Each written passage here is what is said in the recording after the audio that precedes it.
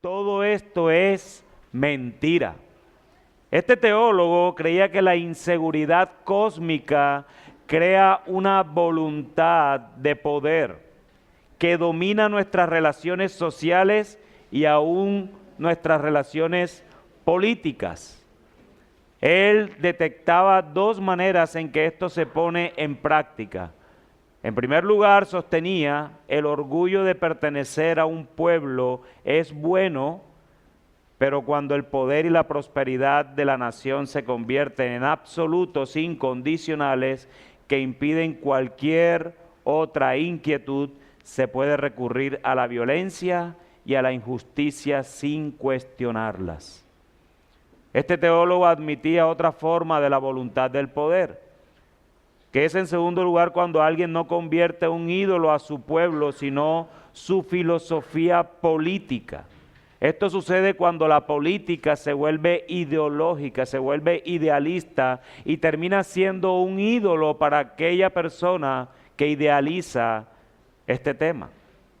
El término ideología se puede usar para referirse a un conjunto coherente de ideas sobre un tema, pero también puede tener una connotación negativa más cercana a su término de idolatría. Una ideología como un ídolo es una visión absolutamente limitada, parcial de lo que realmente es la realidad, valga la redundancia. Los ideólogos creen que su escuela o su partido tienen la respuesta real y completa a los problemas sociales. Sobre todo, las ideologías ocultan a sus seguidores su dependencia de Dios. Es decir, siempre cuando ustedes ven guerra, sobre todo en estos aspectos políticos, cuando se están acercando elecciones de cualquier índole, sean presidenciables, sean de Congreso, que es en el mismo tiempo, sean de gobiernos locales o de alcaldías, siempre vemos como respuestas a todos los asuntos de la vida desde la política. Y eso no debe ser así. De hecho, los políticos tienen la tendencia a ocultar a Dios para ellos hacerse Dios de los pueblos, volverse necesario. Este país no puede seguir sin esto, este país no puede seguir sin esto. Y normalmente, yo no sé, pero no sé si a ustedes les pasa, pero desde que yo nací, yo nunca he visto dos partidos políticos que se pongan de acuerdo en algo en favor del pueblo. Nunca. Siempre, este lo hace, eso está bien, pero yo lo puedo presentar mejor. Tiene buenas bases, pero nosotros podemos seguir haciéndolo mejor. Porque siempre se trata, es de poder, de adquirir la posición de un pueblo. En toda cultura en la que Dios se encuentra ausente en gran medida, el sexo, el dinero y aún la política llenarán el vacío de distintas personas. La única manera de abordar todas estas cosas es restaurando nuestra relación con Dios. La Biblia nos ofrece un ejemplo dramático de esta restauración y es precisamente la historia de un hombre cuya voluntad de dominar le impulsó a convertirse en la persona más poderosa del mundo en su tiempo. En el siglo VI antes de Cristo, el imperio babilónico creció hasta desplazar a Siria y a Egipto como las potencias mundiales dominantes. Pronto invadió a Judá. Ustedes tienen todo este contexto por lo que hemos estado predicando a través del profeta Jeremías. Invadió a Judá y conquistó Jerusalén, exiliando a Babilonia a la clase profesional israelita, incluyendo a oficiales de ejércitos, a artistas e incluso académicos. Al final, la mayor parte del mundo conocido estuvo bajo el rey y general babilónico que todo el mundo conoce y se llama ¿cómo? Nabucodonosor. Así es. Sin embargo, en el libro de Daniel, el capítulo 2, nos enteramos de que el hombre más poderoso del mundo, y escuchen bien, es el hombre más poderoso del mundo. En ese momento no había nadie más poderoso que él. ¿Y saben qué pasó? Cuando leemos Daniel en el capítulo 2, dice la Escritura que el hombre más poderoso del mundo, el hombre que no le temía ni nadie le podía hacer absolutamente nada. ¿Saben qué? No podía dormir bien. Y yo quiero que vayamos a Daniel en el capítulo 2 y leamos ese texto. Daniel capítulo 2.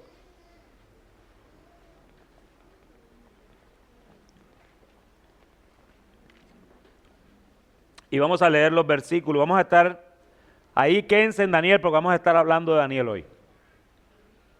O del libro de Daniel, no de Daniel, porque Daniel no hizo nada.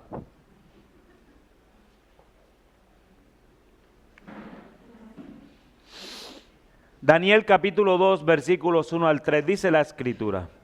En el segundo año del reinado de Nabucodonosor, y cuando miramos esto y lo asociamos con Jeremías, recuerden que recientemente predicamos acerca del primer año de Nabucodonosor, cuando estaba todo el poder y la energía y todo eso en Nabucodonosor para conquistar al pueblo de Judá. Ya está en el segundo año, o sea, está reciente, y ya no dormía bien.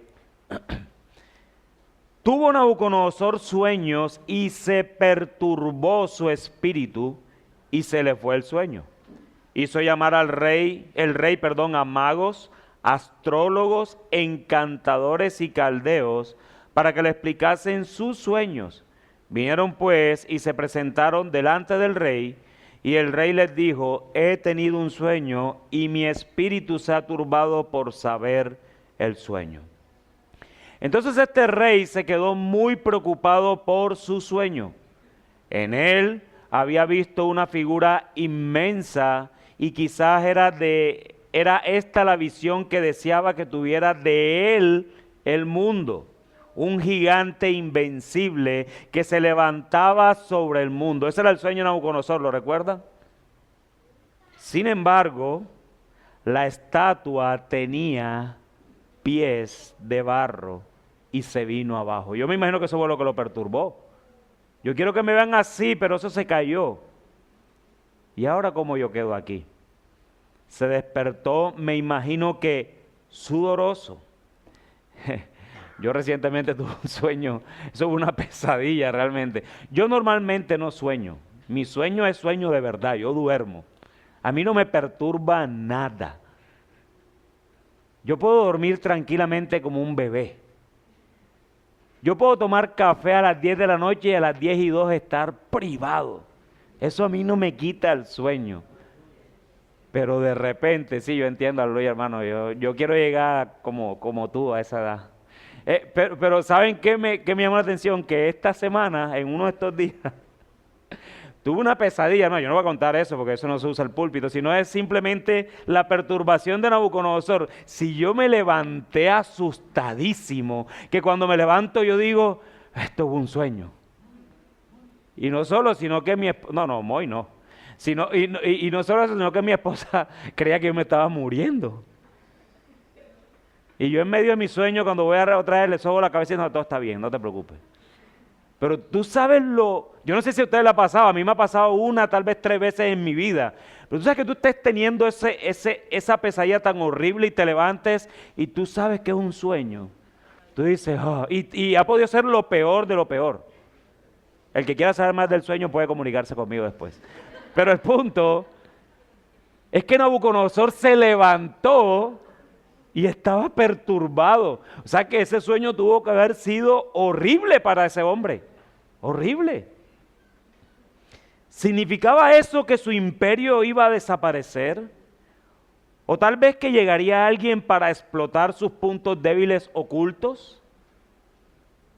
Muchas personas que anhelan el poder están ansiosas y tienen miedo. Alguien creía que el miedo y la ansiedad son el motivo de que muchos busquen el poder.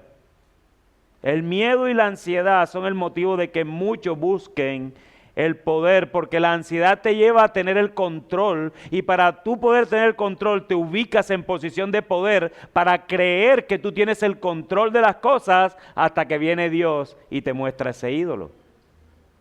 Sin embargo, incluso si el temor no es un motivo para conseguirlo, casi siempre lo acompaña. Quienes ostentan el poder saben que son objeto de envidia y que están en el punto de mira de todos sus adversarios. cuanto más asciende una persona, mayor es la posibilidad de padecer una caída espantosa porque tiene mucho que perder. Entre más tienes, más es el riesgo de perder. Un hermano me decía esta semana, entre más juegas, más riesgo tienes de caer. Y es verdad. Y me caí el viernes. Entonces, el punto, hermanos, es que entre más poder tienes, entre más quieres dominar las cosas, cuando caes, la caída va a ser más espantosa, más pública. El poder nace del miedo y a su vez da luz a más miedo. Y eso es lo increíble. Muchos que temen buscan el poder para poder evadir ese temor de que yo tengo el control ahora de mis cosas, pero terminas teniendo más temor que al principio porque ahora tienes más cosas. Así que el poder no es la solución a eso, es el Evangelio. El sueño obligaba a que saliera a la superficie la inseguridad de este rey, y eso era tremendamente incómodo. Los poderosos no quieren admitir lo débiles que se sienten en realidad. Nabucodonosor es un estudio de caso típico de lo que se enseña sobre el pecado, la política y el poder en la naturaleza y el destino del hombre. Los seres humanos tienen muy poco poder sobre sus vidas. El 95% de lo que marca el rumbo de sus vidas escapa por completo a su control. Esto incluye el siglo y el lugar donde nacen. Tú no decidiste nacer en el año que naciste, ni el día que naciste. De hecho, muy pocos se acuerdan qué día nacieron. No estoy hablando de la fecha, estoy hablando del día. Lunes, uy. Nacer lunes, uy, no. Mis hijos nacieron lunes también. Los poderosos no quieren admitir lo débiles, pero nunca se dan cuenta de que el 95% de sus vidas no depende nada de ellos, así ellos no lo sepan. En resumen, todo lo que somos y tenemos nos lo da Dios. No somos creadores infinitos, sino criaturas finitas y dependientes. Nadie quiere minimizar la importancia que tiene el aprender a superar los obstáculos en la vida, pero el éxito de los hombres es imposible si nace sin Dios. Porque el éxito de los hombres no se reduce al IQ que tú puedas tener. De hecho, aquí pueden haber muchos que tienen un IQ muy superior y están en la misma clase social que estamos todos. Porque no es el IQ lo que define tu éxito, porque está en manos del Señor. Y normalmente no lo entendemos así. Y de un modo parecido, como Nabucodonosor, nos vemos obligados a querer tener el control de cosas que no controlamos. Nos queremos obligar a controlar ciertas cosas que sabemos detrás de todo esto que jamás vamos a controlar. Los ídolos del poder son ídolos profundos que pueden manifestarse por medio de una gran variedad de otros ídolos de superficie. Un ejemplo de esto es un hombre que antes de profesar su fe en Cristo, y esto es un caso de la vida real, era un mujeriego considerable. El patrón que seguía consistía en seducir a una mujer y cuando obtenía de ella el tener la intimidad sexual, entonces la abandonaba y así sucesivamente se volvió mujeriego, evidentemente. Cuando el Señor lo rescató, renunció enseguida a sus aventuras sexuales. Participó activamente en el ministerio cristiano. Sin embargo, su ídolo profundo nunca cambió. En todas las clases o estudios era dominante, era polémico, tenía que ser el líder en cualquier reunión, incluso cuando nadie se lo había pedido. Cuando hablaba con los escépticos sobre su fe recién descubierta, era áspero y brusco. Al final quedó claro que su sentido y su valor no descansaban en Cristo, sino que seguía basándolos en tener poder sobre otros. Eso es lo que le hacía sentirse vivo. Cuando era impío tenía poder sobre las mujeres y ahora había cambiado su ídolo del poder mundano a un ídolo del poder cristiano. y religioso, teniendo el poder sobre aquellos que lideraba. Así que el ídolo nunca se fue, simplemente que cambió de estrategia. Tú puedes perseguir el poder de formas humildes, convirtiéndose en el matón de un barrio local o un burócrata de poca monta que mangonea a las pocas personas que tiene bajo su mando. La idolatría del poder nos rodea. Pero ¿cómo se cura esa idolatría? Los sabios de Nabucodonosor no pudieron interpretar su sueño.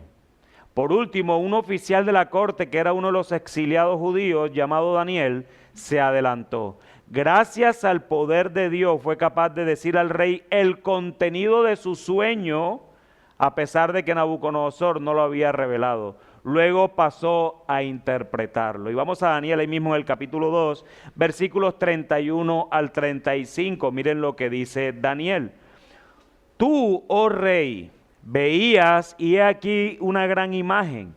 Esta imagen, que era muy grande y cuya gloria era muy sublime, estaba en pie delante de ti, y su aspecto era terrible.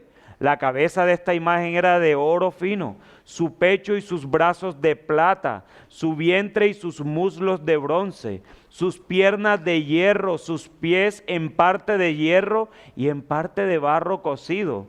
Estabas mirando hasta que una piedra fue cortada, no con mano, e hirió a la imagen en sus pies de hierro y de barro cocido, y lo desmenuzó. Entonces fueron desmenuzados también el hierro, el barro cocido, el bronce, la plata y el oro, y fueron como tamo de las eras del verano, y se los llevó el viento sin que de ellos quedara rastro alguno. Mas la piedra que hirió a la imagen fue hecha un gran monte que llenó toda la tierra. La estatua representaba los reinos del mundo. Tenía forma de ídolo gigantesco y representaba la conversión del poder y el éxito humanos en ídolos. Era la civilización humana, el comercio y la cultura, el gobierno y el poder ejercido por los seres humanos para glorificarse solamente a sí mismos. Lo que hizo añicos al ídolo fue una piedra. En contraste con el resto de los materiales que formaban la estatua, la piedra fue cortada no con mano humana, sino que provino de la mano de Dios. Aunque la piedra valía menos que cualquiera de los metales que formaban la estatua, al final fue el componente más poderoso. Como dijo Daniel en el versículo 44, fue el reino de Dios que un día se instauraría en este mundo. El sueño era un llamamiento a la humildad de Nabucodonosor. Sé humilde, rey, sé humilde. Aunque a menudo parece que las circunstancias favorecen a los tiranos, al final Dios los derribará, ya sea gradual o ya sea dramáticamente. Los que ocupan el poder deberían entender que no lo han alcanzado, sino que ha sido Dios quien se los ha dado, se los ha entregado, y que toda potestad humana acaba deshaciéndose al final. A Nabucodonosor se le pedía que cambiase su concepto de Dios. En su condición de pagano, sus creencias eran pluralistas, que en el mundo existían muchos dioses y muchas fuerzas sobrenaturales. Eso es lo que significa ser pluralista. Sin embargo, no había creído que existiera un legislador preeminente y todopoderoso a quien todo el mundo tuviera que dar cuentas, él incluido. Se le dijo que existía un Dios único y supremo, soberano y juez, ante quien era responsable del uso que hiciera de su poder. Nabucodonosor entonces terminó aceptando ese mensaje. Noten lo que dice el versículo 46 y 47 del mismo capítulo 2. Entonces el rey Nabucodonosor se postró sobre su rostro y se humilló ante Daniel y mandó que le ofreciesen presentes e incienso. El rey habló a Daniel y dijo: ciertamente el Dios vuestro es Dios de dioses y Señor de los reyes, y el que revela los misterios, pues pudiste revelar este misterio. El rey confesó que Dios es Dios de dioses, y el hombre más poderoso de la tierra se postró llevando a cabo un acto de humildad que no encajaba en absoluto con el orgullo habitual del rey. Él mismo se ha postrado. Lo que aprendemos en este pasaje es que la teología es importante, que buena parte de nuestra adicción al poder y al control se debe a falsos conceptos de Dios. Los dioses que hemos hecho nosotros pueden permitirnos ser señores de nuestro propio destino. Esta visión de Dios nos convierte eficazmente en señores de nuestro destino y capitanes de nuestra propia alma. La salvación y la felicidad dependen de ti cuando crees que todo tú lo tienes bajo control. Cuando tú crees que todo está bajo tu control, tú crees entonces que la salvación es tuya y no del Señor. No deberíamos envanecernos más que otros, como escribió el apóstol Pablo, porque ¿quién te distingue? ¿O qué tienes que no hayas recibido? Y si lo recibiste, ¿por qué te glorías como si no lo hubieses recibido? Muchos aquí presentes incluso pueden tener en su mente la salvación es del Señor, el Señor me ha salvado. Teológicamente pueden estar correctos, pero en la vida práctica pareciera que la salvación fuera de ellos, que la salvación obró el Señor porque me vio que yo iba a responder de una manera increíble. Dios desde la eternidad sabía cómo yo iba a ser y por eso Él me salvó. Terminas diciendo que tú te merecías la salvación que tienes. Es que yo me veo hoy y es que esto es lo que Dios merece. Es increíble el orgullo. Y detrás de eso lo que se oculta es ese ídolo de poder que al final está diciendo de que yo me salvé por mí mismo. Dios lo único que hizo fue obedecer mis órdenes porque yo me comporté bien. Toda mi vida yo he sido moralmente bueno, yo fui responsable cuando niño, yo obedecí a mis padres, ahora casado, amo a mi esposa, ahora yo tomo a mis hijos en sujeción, soy un tipo moral, pago todos los servicios, soy el ejemplo del barrio y por eso Dios me ha escogido a mí. No, igual mereces el infierno. Dios no te escogió porque tú eras mejor que la gente. Dios te escogió por su beneplácito. Así que permíteme quitarte ese orgullo. Dios te escogió porque Él quiso. Nada más. No había nada en ti que a Dios lo sedujo. No. Y ¿sabe qué es lo más humillante? Que Dios nos ve a nosotros hoy. Y eso es bueno, que Dios nos humille constantemente. Es por la obra perfecta de su Hijo Jesucristo. Él sí se satisface en su Hijo, en ti no, ni en mí, solamente en Cristo. Y por eso Él te ve perfecto a la luz de los ojos de Cristo, a través del lente de Cristo. Y cada día nos hace más como Cristo, porque Él se satisface en su Hijo. Nabucodonosor se había atribuido el mérito personal por su ascenso al poder. Ahora empezó a humillarse y sus conceptos falsos de Dios quedaron modificados.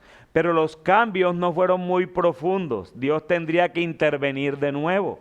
En el capítulo 4, Nabucodonosor nos cuenta que estaba en su palacio satisfecho y próspero cuando le sobrevino otro sueño, esta vez no solo inquietante sino aterrador. Era un sueño sobre un árbol enorme.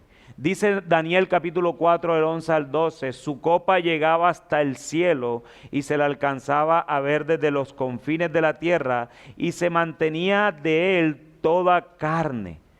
Pero entonces se oyó una voz que ordenaba talar el árbol y la voz comenzó a hablar sobre el árbol, tratándose como una persona y diciendo, la cepa de sus raíces dejaréis en la tierra. Su corazón de hombre se ha cambiado y les se ha dado corazón de bestia y pasen sobre él 7 tiempos.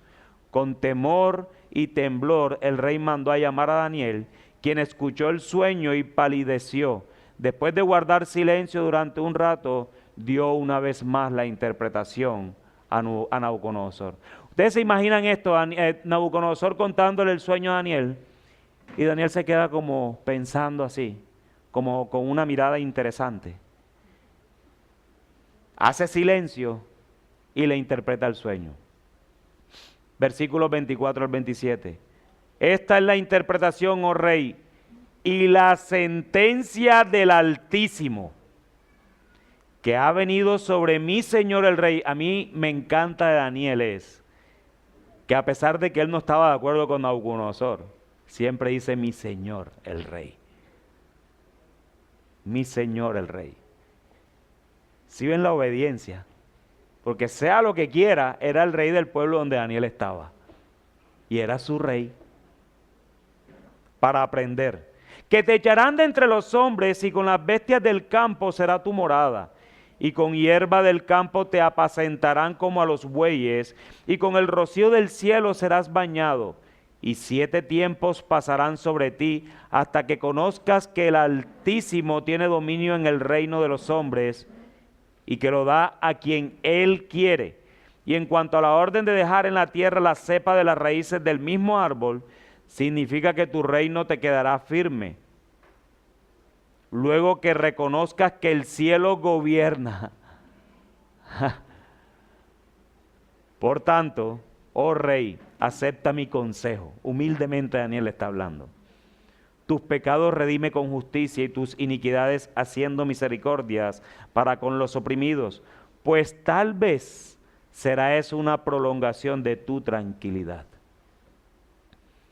O sea que Nabucodonosor, con todo el poder que tenía, no estaba tranquilo. No tenía tranquilidad. En cierto sentido, el primer sueño había sido una lección académica. Hablaba en términos generales sobre el carácter de Dios y el del poder humano. Esta vez Dios se ponía personal. Ya Dios le estaba hablando directamente a Nabucodonosor. Las lecciones académicas no habían servido. El rey seguía siendo un tirano. Aún oprimía a razas y a clases concretas y a los pobres. Noten lo que dice el versículo 27 allí al final. Y tus iniquidades haciendo misericordias para con los oprimidos, pues tal vez es una prolongación de tu tranquilidad. Ahora Dios le enseñaría lo que tenía que aprender, pero todavía había esperanza para él. El árbol sería talado, pero el tocón, o sea, la raíz, quedaría arraigado en el suelo para que volviese a crecer. Dios no andaba en busca de retribución, venganza o destrucción. Aquello era un acto de disciplina, un sufrimiento infligido con miras a corregir y a redimir.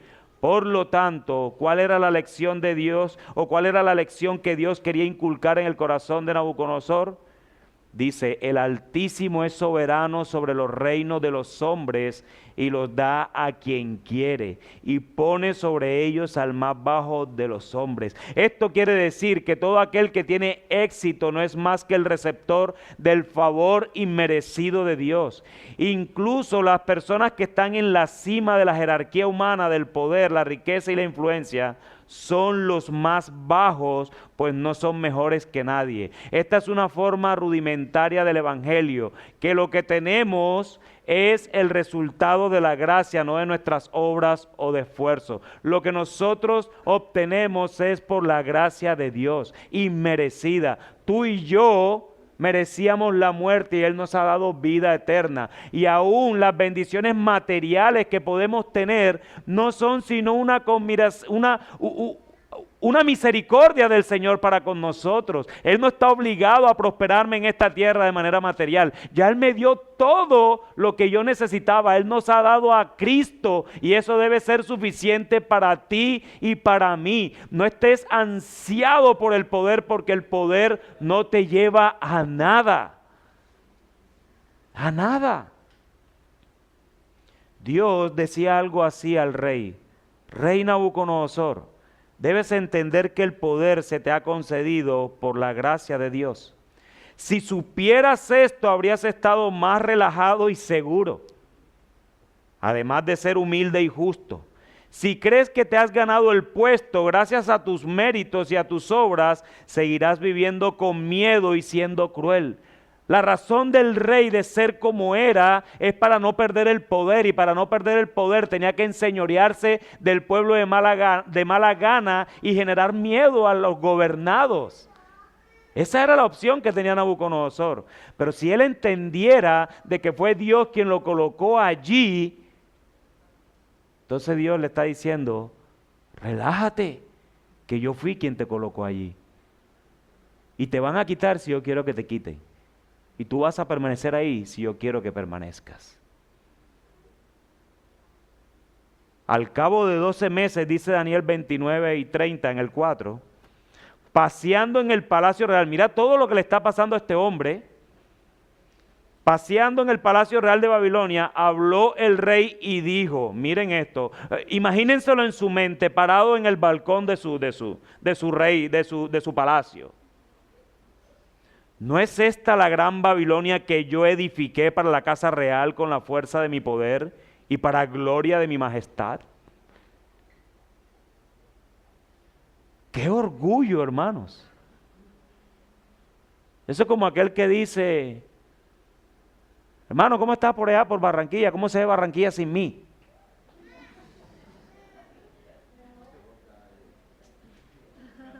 ¿Cómo se ve? Se ve genial.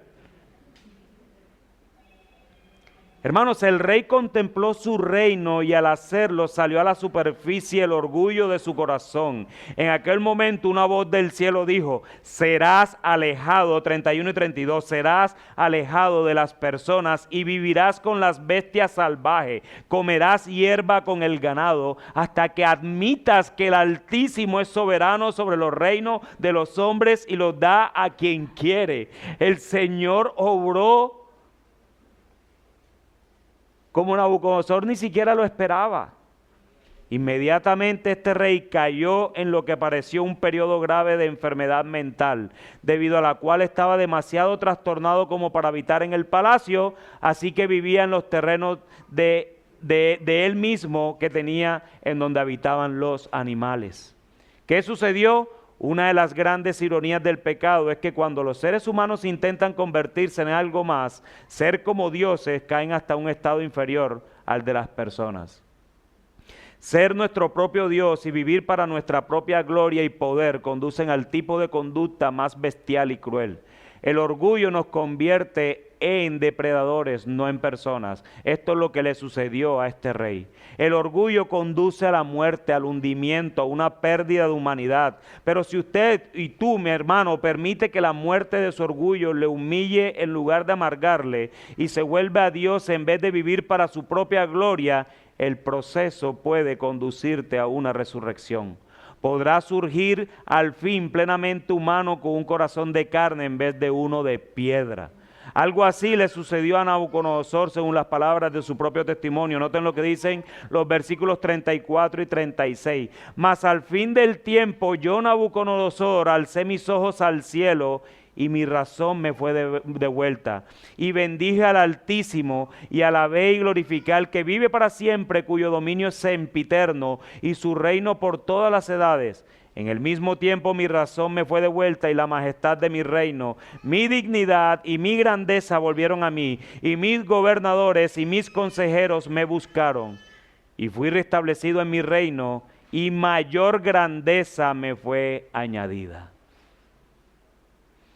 Cuando alzó sus ojos al cielo para mirar a Dios, al Rey real, al del trono, el resultado fue algo más que la restauración de su cordura. Mayor grandeza le fue añadida. Este es el patrón profundo de la gracia, cuya manifestación suprema es Jesús. Nuestros corazones dicen, me levantaré, seré como el Altísimo para mi propia gloria.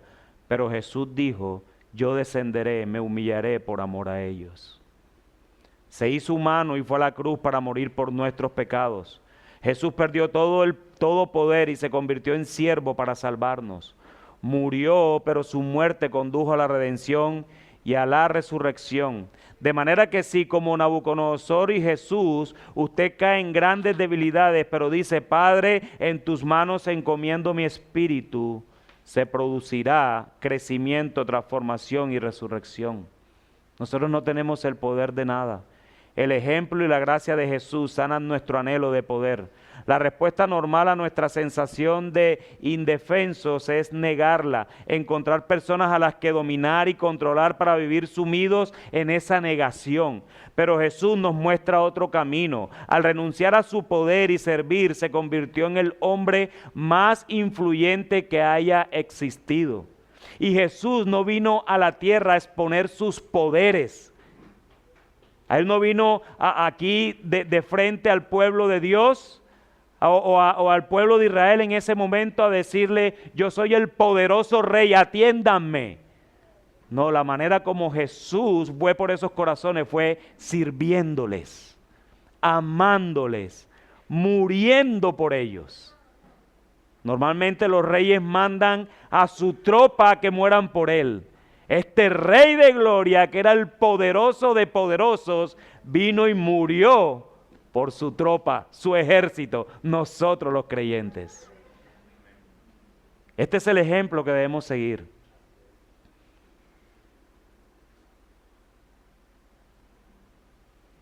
Jesús no es solo un ejemplo, sino también un Salvador. Únicamente si admitimos nuestro pecado, necesidad e impotencia y nos confiamos a su misericordia, gozaremos de la seguridad de su amor y por lo tanto recibiremos un poder que no nos llevará a oprimir a otros. La inseguridad ha desaparecido, el deseo de poder se ha cortado de raíz. Como dijo una vez un predicador, el camino para ascender desciende, el camino para descender es ascender.